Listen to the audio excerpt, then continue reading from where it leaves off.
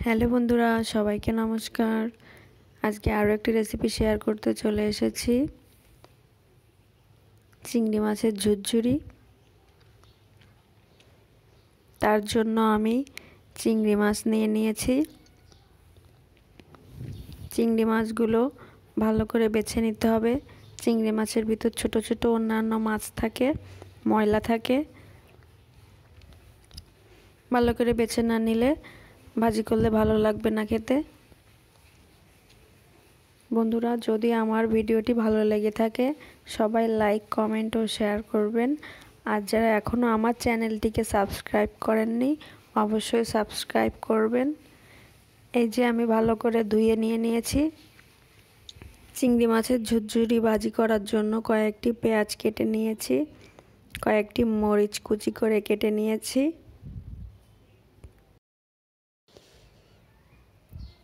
এবার চুলায় কড়াই বসিয়ে দিয়েছি।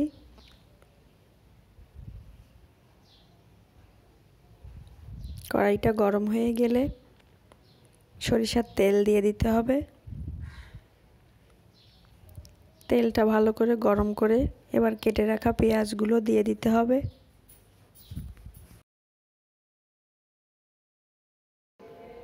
পেঁয়াজগুলো দেওয়ার পরে ভালো করে ভাজি করে নিতে হবে নেড়ে চেড়ে।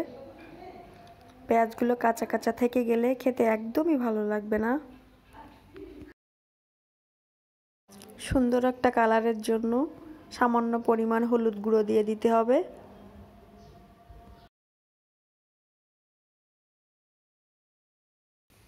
পরিমাণ মতো লবণ দিয়ে দিতে হবে। কেটে রাখা কাঁচামরিচগুলো দিয়ে দিতে হবে। আবার নেড়ে চেড়ে ভালো করে ভাজি করে নিতে হবে যেন পেঁয়াজগুলো কাঁচা কাঁচা না থাকে। এবার ধুয়ে রাখা ছোট ছোট চিংড়ি মাছগুলো দিয়ে দিতে হবে।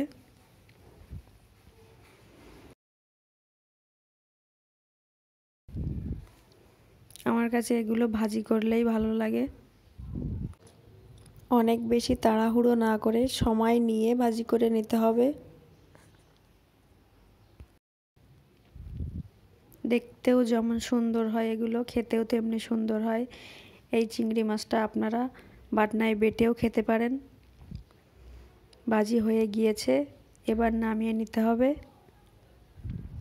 এরকমভাবে লাল লাল করে ভাজি করে নিতে হবে। এই চিংড়ি মাছগুলো মাখিয়ে খেতেও অনেক ভালো লাগে, কিন্তু আমার এরকম মচমচে পেঁয়াজ দিয়ে ভাজি করে খেতে আরও বেশি স্বাদ লাগে। অবশ্যই আপনারা বাড়ি ট্রাই করবেন এটা। সম্পূর্ণ ভিডিওটি দেখার জন্য সবাইকে অনেক অনেক ধন্যবাদ। সবাই সুস্থ থাকবেন ও ভালো থাকবেন।